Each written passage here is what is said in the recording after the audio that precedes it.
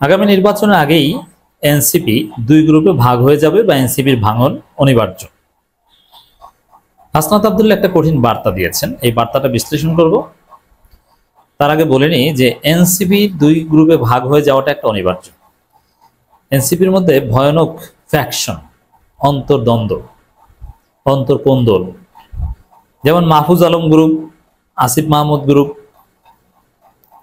এছাড়া Nahid Islam group, Hasnat Sarjis group, অভাব নাই, গ্রুপ সাব গ্রুপ অভাব নাই, এবং প্রত্যেকেই যোগ্য, স্মার্ট, একে অপরের প্রতি আনুগত্যের মানসিকতা নেই, কারো শক্তিশালী কোনো মুরব্বী নাই যে যার কথা সবাই শুনবেন, এটা একটা বড় ক্রাইসিস। এই জায়গায় এনসিপির ভাঙন অনিবার্য এবং সেটা নির্বাচনের আগে দৃশ্যমান হবে। বিশেষ করে এনসিপির একটা অংশ চাচ্ছে বিএনপির সাথে জোট করতে 4-5টা সিটের বিনিময়ে। বিশেষ করে যারা এনসিপির এমপি হওয়ার মতো অলরেডি অবস্থায় গেছে, তারা মনে করছে যে আমাদের একটা অবস্থান তো আছেই, বিশেষ করে আসিফ এবং মাহফুজ, আমরা সাবেক উপদেষ্টা, সাবেক মন্ত্রী। এখন বিএনপি যদি আমাদেরকে সমর্থন দেয় বা বিএনপি যদি আমাদেরকে নমিনেশনই দেয়, নমিনেশন না দিলেও তারা যদি ছাড় দেয়, তাহলে আমাদের এমপি হওয়ার কে ঠেকায়? এখন ওদের ব্যক্তিগত খায়েশ মেটাতে বিএনপির কোলে উঠতে যাচ্ছে, আর বিএনপির কোলে উঠলে এনসিপি এই 5 বছরে শেষ, আর জীবনও দাঁড়াতে পারবে না। গণ অধিকার পরিষদের মতো এত বড় দল হতে পারবে না, গণ অধিকার পরিষদের পরের অবস্থানে থাকবে। তো এই জায়গাটায় এটা নিয়ে ভয়ানক দ্বন্দ্ব চলছে এনসিপির মধ্যে। এক গ্রুপ চাচ্ছে না আমাদের যে মৌলিক দাবি জুলাইয়ের পক্ষে, আমরা সেই দাবি আদায়ে জামাতের সাথে আমরা যুগপথে যাব। আর এক গ্রুপ বলছে না, না, জামাতের সাথে যুগপথ নাক ছিটকায়, ধর্মীয় দল, তাদের সাথে যাওয়া যায়। দেখেন, বাংলাদেশে রাজনীতি করে, বাংলাদেশের বাস্তবতা, ইসলাম, মুসলিম শক্তি, এগুলোকে যথাযথ সম্মান না দেখিয়ে সেই হাসিনা আমলের মতো নাক ছিটকায়। হুজুর, এদের সাথে সরাসরি যাওয়া ঠিক হবে না। ধর্মীয় দল, আরে বাবা, এরাই তো ক্ষমতায় আসবে, তুমি নাক ছিটকাও। তো এই নাক ছিটকানো স্বভাব এনসিপির নেতাদের একটা বড় অংশ আছে। কি যুক্তি? দেখেন, এখন এনসিপির দাবি এবং জামাত চরমোনাই বা ধর্মভিত্তিক দলগুলো যে দাবিতে যুগপৎ আন্দোলনে যাচ্ছে, এদের মধ্যে কোনো পার্থক্য নেই, একই দাবি। কিন্তু তারপরও এনসিপি যুগপথে যেতে যাচ্ছে না। কেন যেতে যাচ্ছে না? যে হুজুর নাক ছিটকায়। এই নাক ছিটকানোই এনসিপিকে ধ্বংস করবে। এই জায়গায় একটা অংশ আছে না, নাক ছিটকানোতে রাজি না, আরেকটা অংশ না, বিএনপির সাথে কয়টা আসন নেওয়া যায় সেইটা হিসাব করি। বিএনপিও কিন্তু বসে আছে, আমি সেই আলোচনা আলাদা করব। এখানে হাসনাত আব্দুল্লাহর বক্তব্যটা বিশ্লেষণ করি। হাসনাত বলছেন, যেন তেন নির্বাচন দিয়ে পালালে জনগণ ক্ষমা করবে না। এটা কিন্তু কঠিন বার্তা। এর মানে কি? যে যেন তেন নির্বাচন দিয়ে পালাতে চায়। এখন পর্যন্ত বা হয়তোবা গত লাস্ট 2 দিনের মধ্যে ইউনূস সরকারের কিছু প্যারাডাইম শিফট হয়েছে বা একটু নাড়াচাড়া, যে না, জুলাই সনদ বাস্তবায়ন করতে হবে, সংস্কার করতে হবে। ডাকসুর ফলাফলের পর ইউনূস সরকারকে একটু নাড়া দিয়েছে, রাইট। কিন্তু 2 দিন বা ডাকসু নির্বাচনের আগের 13 জুন থেকে ডাকসু নির্বাচনের আগের দিন পর্যন্ত যদি আপনি দেখেন, সেখানে ইউনূসের চিন্তা ভাবনাই ছিল যেন তেন নির্বাচন দিয়ে আমরা সেফ এক্সিট নেব, যে নির্বাচনে বিএনপি ক্ষমতায় আসবে নিশ্চিত, এভাবেই একটা চিন্তা ছিল। তো সেই জায়গাটায় ওইটাকেই হাসনাত আব্দুল্লাহ মিন করেছেন, যেন তেন নির্বাচন দিয়ে পালালে জনগণ ক্ষমা করবে, মানে ওটা পারবেন না। ওই বিএনপিকে ক্ষমতা এনে দিবেন যে যেন তেন নির্বাচন, ওটা পারবে না। এটা হচ্ছে হাসনাত আব্দুল্লাহদের স্ট্যান্স, কঠিন বার্তা, যেন তেন নির্বাচন চলবে না। তাহলে কি চলবে?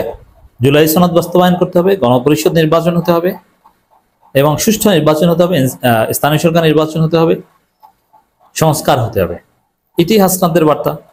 কিন্তু এনসিপির আর একটা অংশ, তাদের চিন্তা যে না, যেন তেন নির্বাচনই হোক, বিএনপির হাত ধরে আমরা 5-6টা সিট পাই, এইটাই করি। এই দুইটা স্কুল দাঁড়িয়ে গেছে এনসিপিতে। এই দুই স্কুলের দ্বন্দ্বে এনসিপির ভাঙন অনিবার্য। তবে আমি বিশ্বাস করি যে হাসনাত আব্দুল্লাহ এখন পর্যন্ত বিতর্কিত হয়নি। হাসনাত আব্দুল্লাহরা যে গ্রুপে থাকবেন, তারাই হবে জুলাইয়ের পক্ষের প্রকৃত শক্তি। আর হাসনাত আব্দুল্লাহদের বিপরীত যে গ্রুপ, সেটা হতে পারে মাহফুজদের গ্রুপ, ওই গ্রুপ হবে পিওর বাটপারদের গ্রুপ। এনসিপিতে যারা বাটপার আছে, ওরা যাবে মাহফুজ গ্রুপে, ওই আব্দুল কাদের টাইপের, এবং তাদের পরিণতি হবে আব্দুল কাদেরের মতো। আর হাসনাত আব্দুল্লাহরা হয়তো বা গরম গরম কিছু পাবেন না, কিন্তু দীর্ঘমেয়াদে যদি রাজনীতিতে ধৈর্য ধরে টিকে থাকতে পারেন, তাহলে হাসনাত আব্দুল্লাহরা জুলাইয়ের পক্ষের শক্তি হিসেবে বাংলাদেশের ভবিষ্যতে একটা অনিবার্য স্থান তারা দখল করবে। জাতীয় নাগরিক পার্টি এনসিপির দক্ষিণাঞ্চলের মুখ্য সংগঠক হাসনাত আব্দুল্লাহ বলেছেন, অন্তর্বর্তী সরকার কিছু কথা স্পষ্ট করে বলতে চাই সরকারকে। অন্তর্বর্তী সরকারের নানা উপদেষ্টার বিরুদ্ধে আমরা দুর্নীতির কথা শুনতে পাচ্ছি। দেখেন, এই দুর্নীতির কথা নানান উপদেষ্টা, তার মধ্যে আসিফ এবং মাহফুজের বিরুদ্ধেও দুর্নীতির কথা শুনতে পাচ্ছি। হাসনাত কিন্তু আসিফ মাহফুজের দুর্নীতিকেও ছাড় দেন না, তাদের বিরুদ্ধেও আছে। অবশ্য এটাও ঠিক যে এই ছাত্র উপদেষ্টাদের দুর্নীতিকে তিলকে তাল করে প্রচার করে বিএনপির লোকজন, এটাও ঠিক। কিন্তু তারা যে কত দুর্নীতি করেছে বা তারা যে আসলে অসৎ, তারা যে সৎ থাকতে পারেনি, এটা হাসনাত আব্দুল্লাহরা বিশ্বাস করেন। আমাদের কাছে প্রমাণ আছে।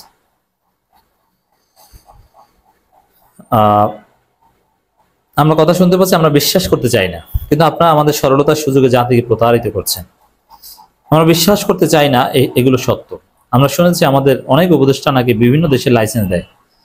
আমরা অনেক আশা ভরসা নিয়ে সংস্কারের জন্য বলেছিলাম, উপদেষ্টা নাকি বিভিন্ন দেশের লোক পাঠানোর ম্যান সাপ্লাইয়ের লাইসেন্স দেয়, ভাগ বাটোয়ারার অনেক দুর্নীতি করছেন। এটা নাকি আসিফ মাহমুদ নিজেও করছেন, শুনছি, আমরা তো শুনছি এটা। তাহলে হাসনাত কি আসিফের দুর্নীতির দিকে ইঙ্গিত করেছেন? হয়ে থাকতে পারে। এটাও এই হাসনাতের এই বক্তব্য একটা ইঙ্গিত যে এনসিপিতে ভাঙন অনিবার্য।